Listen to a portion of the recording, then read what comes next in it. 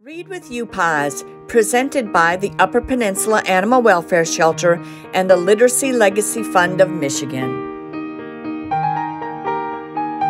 The Reader by Amy Hest, illustrated by Castillo.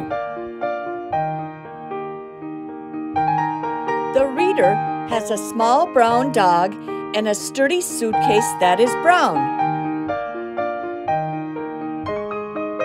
and a long red sled with a long loopy rope for pulling through deep snow. His boots are high and very heavy, but he is strong, and his train tracks are impeccably straight. They are beautiful. The dog skips off, a bouncy dot, chasing his tail, a bunny, a blue jay, his tail. Then off he goes to the top of the hill to wait. He is good at waiting. The Reader comes slowly, pulling his sled across the world. It is hard work, but he is good at working hard. The wind blows, snow blows. The hill is very, very tall.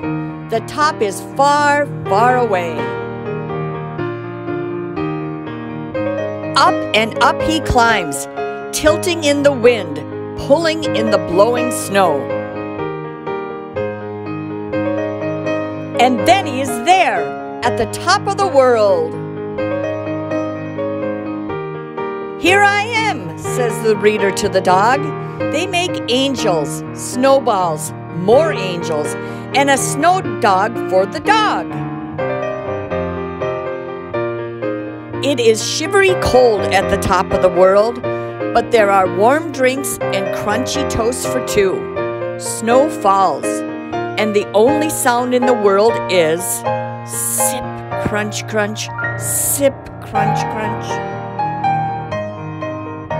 And when there is nothing left to crunch or sip, they curl up close. "And now," says the Reader to the dog, "it's time." Slowly he opens the suitcase. Click, click. "A book, the very best book. Two good friends," says the Reader to the dog, and he opens the book to the very first page. The dog waits.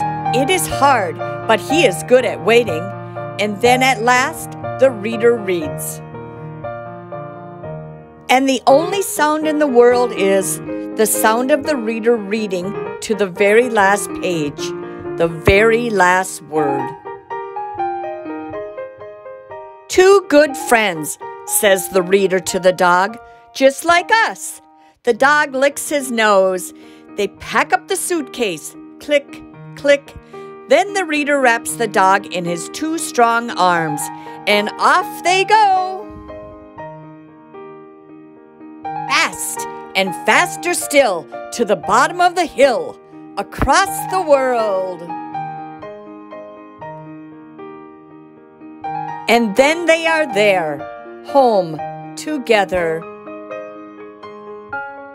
A boy, a dog, and a snowy day.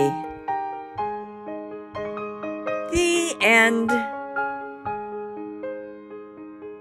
Hey kids, you can practice reading at home to your own animals or stuffed animal if you don't have a pet. You can even post it to #ReadWithUPAWS. Just ask your parents or an adult first though. Thank you. In appreciation to the Literacy Legacy Fund of Michigan for their generous monetary gift, which sponsors UPAWS Read with Shelter Pet Program and the virtual Read with UPAWS Storytime.